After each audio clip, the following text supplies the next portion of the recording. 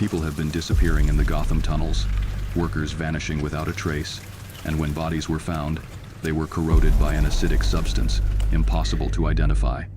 The concrete walls were burned through, like they'd been dissolved in seconds. I followed the trail.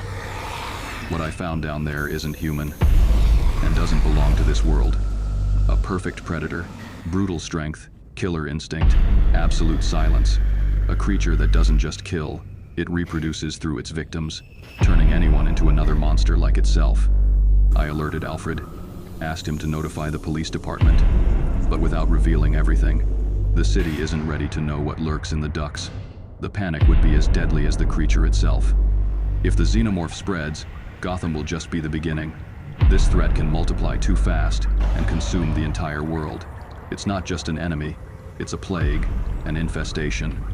And like every infestation, it needs to be contained. To that end, I've already prepared a plan.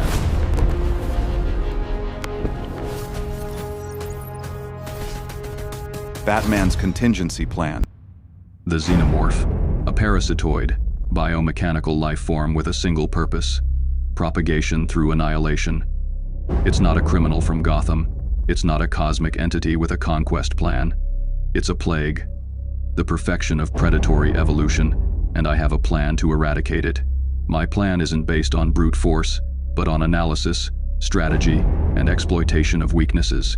To defeat the perfect organism, one must dissect its biology, understand its life cycle, and attack where it's most vulnerable. The Xenomorph is an apex predator, exoskeleton resistant to almost all ballistic projectiles, superhuman strength and agility, a tail used as a weapon, and an inner jaw capable of piercing any material.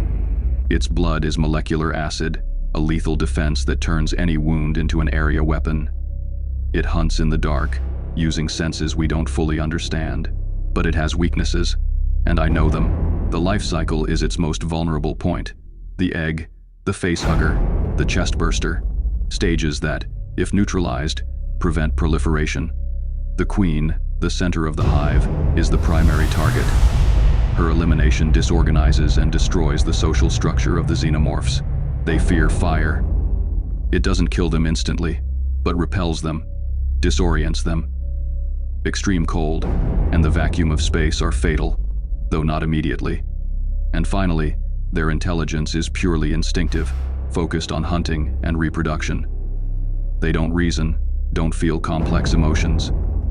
This makes them predictable, and predictability is a weakness that I exploit better than anyone.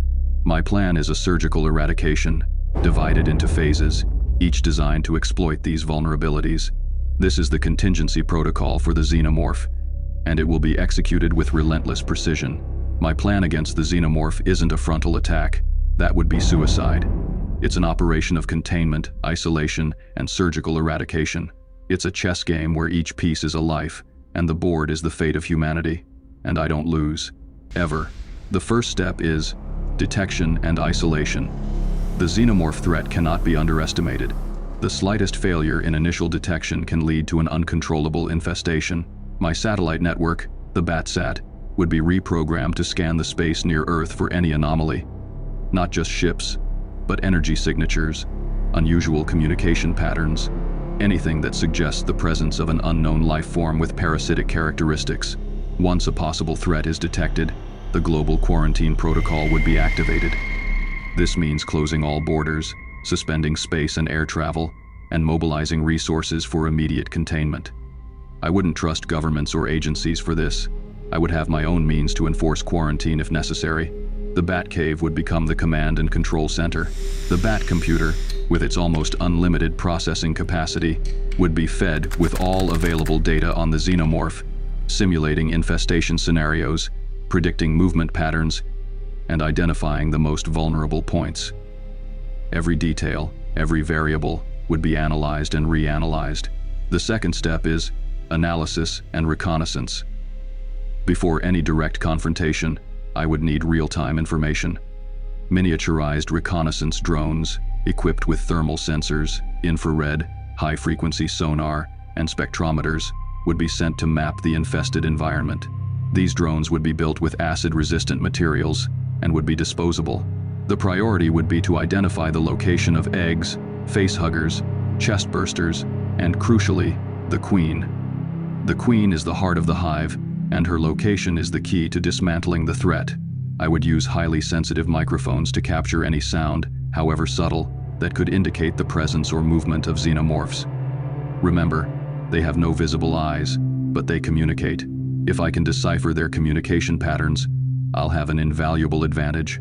The third step is neutralization of initial stages. Eggs and facehuggers are the weakest links in the xenomorph life chain. They are immobile or have limited movement, and don't possess the acid blood defense. My strategy would be to eliminate them before they could develop. For this, I would develop a specific chemical agent, a type of quick-drying polymer that, upon contact with the egg or facehugger, would encapsulate and solidify them, preventing hatching or implantation. This polymer would be non-corrosive and non-toxic to the environment, minimizing collateral damage.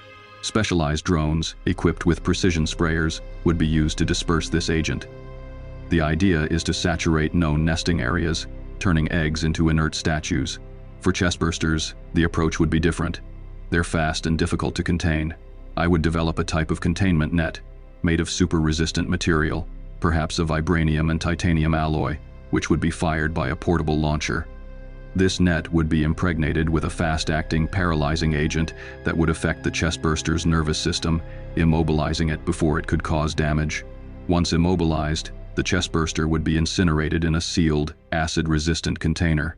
The fourth step is combat and containment of adults. This is where the strategy becomes more complex. Confronting an adult xenomorph directly is extremely dangerous. My approach would be to avoid direct combat whenever possible, and when inevitable, transform it into a trap. My batsuit would be enhanced with additional layers of armor, made of a ceramic and ballistic polymer alloy, capable of resisting xenomorph attacks, and, crucially, its acid blood. The joints would be sealed to prevent acid entry. The helmet would have a multispectral vision system, allowing me to see the xenomorph in any light condition, and an audio system with noise cancellation and selective amplification to detect their movements and, perhaps, their communication patterns. My gadgets would be adapted. Batarangs would be equipped with concussion explosive charges, designed to disorient and stun the xenomorph, not to kill it. I don't want to pierce its skin and release the acid. Knockout gas would be replaced by a fast-acting cryogenic gas, capable of temporarily freezing the xenomorph's joints, reducing its speed and agility. This would give me a window of opportunity to maneuver. My smoke bombs would be enhanced with a chemical agent that, when released, would create a dense fog that would obscure the xenomorph's vision, but not mine, thanks to my night and thermal vision goggles. This would allow me to disappear and reappear, controlling the battlefield. The grappling hook would be essential for vertical mobility, allowing me to escape attacks and strike from unexpected angles. But the most important weapon in my arsenal would be the environment. I would transform the environment into a weapon against them. Corridors would be sealed, doors would be locked, and traps would be activated. I would use the knowledge of their aversion to fire. Short-range portable flamethrowers would be used to create fire barriers, forcing them to retreat or change route. Not to kill them, but to control them. I would also exploit the weakness to sound. I would develop a high-frequency sonic device, capable of emitting pulses that would disrupt the xenomorph's sensory system, causing pain and disorientation. This device would be directional, to avoid affecting civilians or allies. The fifth step is elimination of the Queen. The Queen is the main target. Without her, the hive becomes disorganized and eventually dies. The approach to the Queen would be a combination of everything I've learned. First, precise location. I would use all my drones and sensors to pinpoint her position. Once located, the area would be isolated. No one gets in, no one gets out. The Queen is larger, stronger, and more resistant than drones or warriors. A direct attack would be reckless. I would use a bait and trap strategy. I would create a distraction, perhaps with a hologram or a sound device, to lure the Queen to a predetermined area. This area would be a containment chamber, built with acid-resistant materials and with hermetic sealing systems. Once the Queen was inside, the chamber would be sealed. The method of elimination would be vacuum. The chamber would be rapidly depressurized, exposing the Queen to the vacuum of space. Although she could survive for a time, prolonged exposure and lack of oxygen would weaken her and eventually kill her. If vacuum wasn't an option, the alternative would be extreme freezing. The chamber would be flooded with liquid nitrogen. lowering the temperature to levels that even the Xenomorph couldn't withstand for long. The idea is to completely immobilize her, turning her into an ice statue, before breaking her into pieces and incinerating the remains. The sixth step is cleanup and decontamination. Once the main threat was neutralized, cleanup would be crucial. Every inch of the infested area would be swept by drones and specialized teams, looking for any remaining egg, facehugger, chestburster, or adult Xenomorph. Any trace of acid blood would be neutralized with a specific alkaline agent that I would develop. The area would then be sterilized with high-intensity ultraviolet light, and if necessary, with disinfectant chemical agents. The goal is to ensure that there is absolutely no chance of a resurgence. Each host body would be examined to ensure that no embryo has been implanted. Anyone who has been exposed would be placed in strict quarantine and closely monitored. The safety of humanity is my top priority. The seventh step is prevention and continuous monitoring. The Xenomorph threat doesn't end with the eradication of an infestation. Vigilance must be constant. My satellites would continue to monitor space, and my agents around the world would be alert to any sign of a new appearance. I would develop a global database of information about the Xenomorph, accessible only to a select circle of trusted individuals, to ensure that knowledge about this threat is never lost. Contingency plans would be constantly updated, based on new information or any evolution that the Xenomorph might present. I would leave nothing to chance. I am Batman. I am constant vigilance. I am preparation. I am the answer to the unthinkable. And against the Xenomorph, I will be the wall that rises between humanity and annihilation. This isn't a plan to win a battle. It's a plan to ensure that the war never begins. Or, if it begins, that it ends before the enemy even realizes it has been defeated.